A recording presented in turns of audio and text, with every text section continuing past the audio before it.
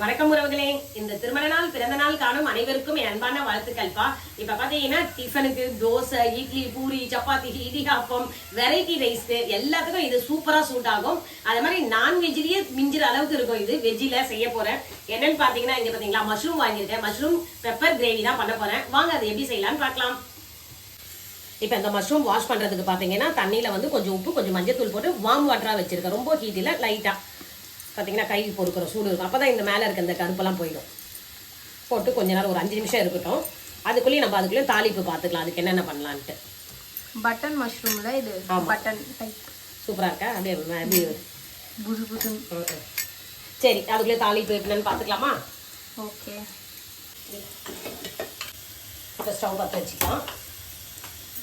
கடாய்க்கு ஆகிட்டோம். கடாய் தொட்டு ஊற்றிடலாம்.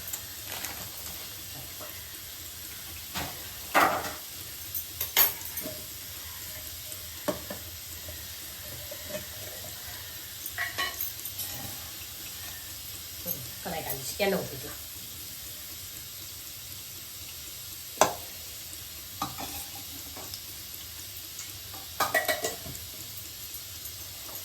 பார்த்தீங்களா எண்ணெய் காயத்துக்குள்ளே பட்டை, லவங்கம், ஏலக்காய் இதெல்லாம் எடுத்து வச்சிருக்கேன். சோம்புலாம் தாளிப்புக்கு.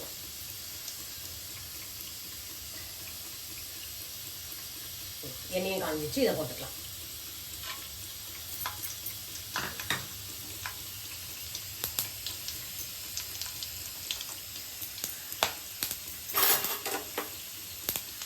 நல்லா பொரியுது.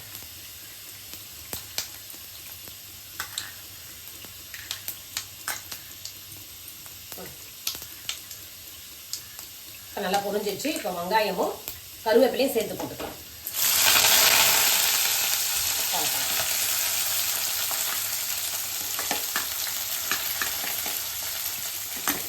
இப்போ வெங்காயம் நல்லா வதங்கணும்.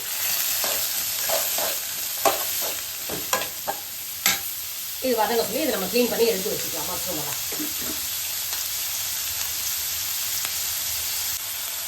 வெங்காயம் சீக்கிரம் வதங்க கொஞ்சம் உப்பு போட்டுக்கலாம். போட்டு கலரி விட்டு அது வதங்கிட்டு இருக்கும். அதுக்குள்ளே இந்த மஷ்ரூமை நம்ம க்ளீன் பண்ணி கட் பண்ணி எடுத்து வச்சுக்கலாம். இப்போ எடுத்து நம்ம இங்கே பாருங்க நல்லா மேலே இருக்கிறத தேய்ச்சி இது பண்ணிடணும், கழுவி விட்டுருணும். இந்த தண்ணியில் போட்டோம்னா அதுவே போயிடும் எல்லாமே. எடுத்து இன்னொரு தடவை நான் இந்த நார்மல் வாட்டரில் கழுவி கட் பண்ணி எடுத்து வச்சுக்கலாம். இப்போ நம்ம போட்ட வெங்காயம் நல்லா வதங்கி, இப்போ வெங்காயமும் இஞ்சி பூண்டு பேஸ்ட்டு போட்டோமா, அது வீடியோவில் ஆட் ஆகலை. அதுவும் போட்டு நல்லா பார்த்தீங்களா கோல்டன் ப்ரௌன் வந்துருச்சு. இந்த நேரத்தில் தக்காளி, அப்போது இங்கே பாருங்க புதினா, கொத்தமல்லி, காம்பு இதெல்லாம் போட்டு கட் பண்ணி வச்சுருக்கேன். கூடவே சேர்த்து இதுவும் வதங்கணும். நல்லா வதங்கட்டும். இது வதங்கின பிறகு தான் நம்ம மஷ்ரூம் ஆட் பண்ண போகிறோம். இது வதங்க ஒரு 5 மினிட்ஸ் டைம் கொடுக்கணும். இப்போ போட்ட எல்லா மசாலும் நல்லா வதங்கிடுச்சு பாருங்க, எண்ணெய் பிரிஞ்சு வருது. இந்த நேரத்தில் வந்து நம்ம கட் பண்ணி வச்சா மஷ்ரூம் ஆட் பண்ணிக்கலாம்.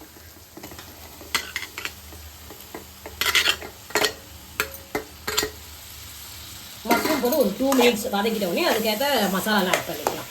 காரத்துக்கு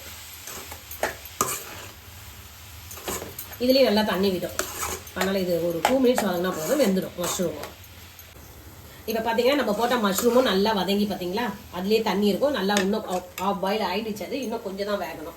அதுக்குள்ளேயும் பார்த்தீங்கன்னா இங்கே பாருங்கள் மசாலா எடுத்து வச்சுருக்கேன். அதுக்கு மஞ்சத்தூள், மிளகுத்தூள், காஷ்மீரி சில்லி, கரம் மசாலா, அப்புறம் வந்து குழம்பு மசாலா, இது மிளகாத்தூள் போட்டுக்கலாம்.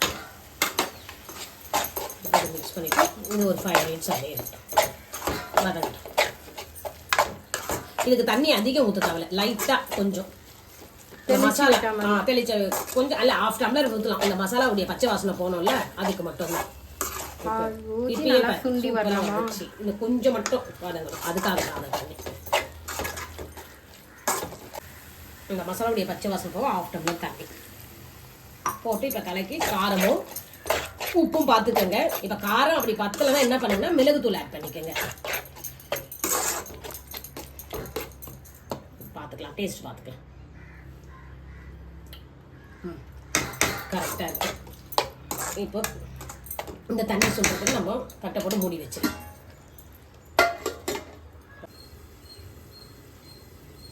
இப்போ பார்த்தீங்கன்னா பாருங்க எல்லாம் தண்ணிலாம் ஊற்றி நல்லா சுருண்டு வந்துடுச்சு. இந்த நேரத்தில் நம்ம கொத்தமல்லியை போட்டு இறக்கிட வேண்டியதுதான். நல்லா மஷ்ரூம்லாம் நல்லா வெந்திருக்கு பாருங்க. இந்த மாதிரி இருந்தால் நம்ம சப்பாத்தி பூரி அப்புறம் தோசைக்கெல்லாம் தொட்டு சாப்பிட கொஞ்சம் கரெக்டாக இருக்கும். அதனால இந்த டைமில் ஆஃப் பண்ணிக்கலாம். கொத்தமல்லி தூவி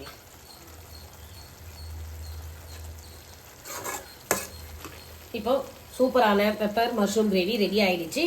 ஸ்டவ் ஆஃப் பண்ணிட்டு மூடி வச்சிடலாம். சாப்பிட சொல்ல சூடாக எடுத்து பரிமாறலாம். இப்போ மஷ்ரூம் கிரேவி சூப்பராக வந்திருக்குப்பா.